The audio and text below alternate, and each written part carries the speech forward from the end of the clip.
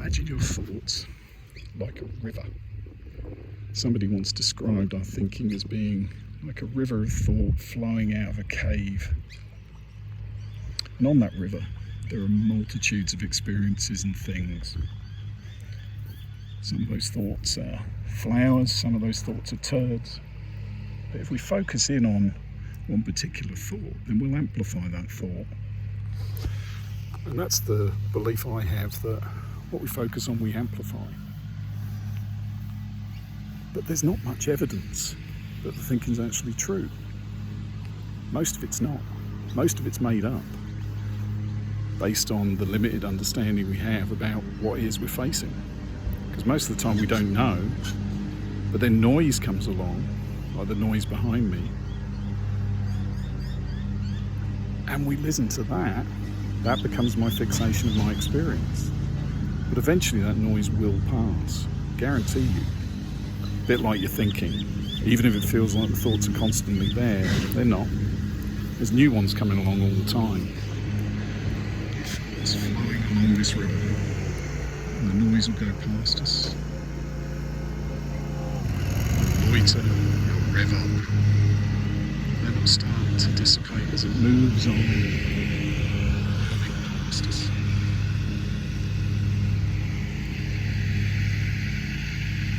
Eventually it'll go. Slowly get quieter. And that's a bit like our thinking. It flows on this river. But the evidence that our thinking is accurate is incredibly slim. It's based on this limited information we have in our database about what is true, what's happening, who we are, what that means, based on stuff that we've experienced in our past maybe, or that we've read about or heard about or seen in a movie. And based on that, we get scared, anxious, happy, sad, calm, angry, whatever it might be. Because if we then focus on the thoughts that are talking about that anger and that fear, or that calm and that joy, then we will amplify those thoughts. Because what we focus on, we amplify. Michael Yapko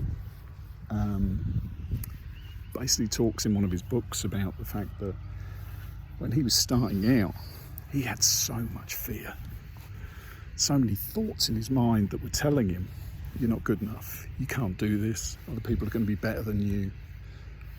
What are you doing? And so he was at a point of giving up and went to his tutor or to somebody, some other sort of mentor, and told them about his thinking and about his thoughts and his idea that he would leave. And the mentor said something to him. He said, why do you have to listen to that thought? And that changed a lot for Michael, because suddenly he hadn't thought about that before. He hadn't realised that before, that actually these are innocuous flowing things flowing through our lives. And just like the noise, they do disappear. They're based on a database of information that we've collected to try and protect ourselves, and that information is useful. That idea to try and protect ourselves is useful, but it's not always accurate. So if we can see this flowing river, and we can see that these thoughts, we have about 52,000 a day, aren't something we have to necessarily take notice of all the time. We can allow them to flow past, as they will do, and then they'll go pop and disappear. That might shift some of our experiences, I reckon. Don't know. Have a look, see what you think.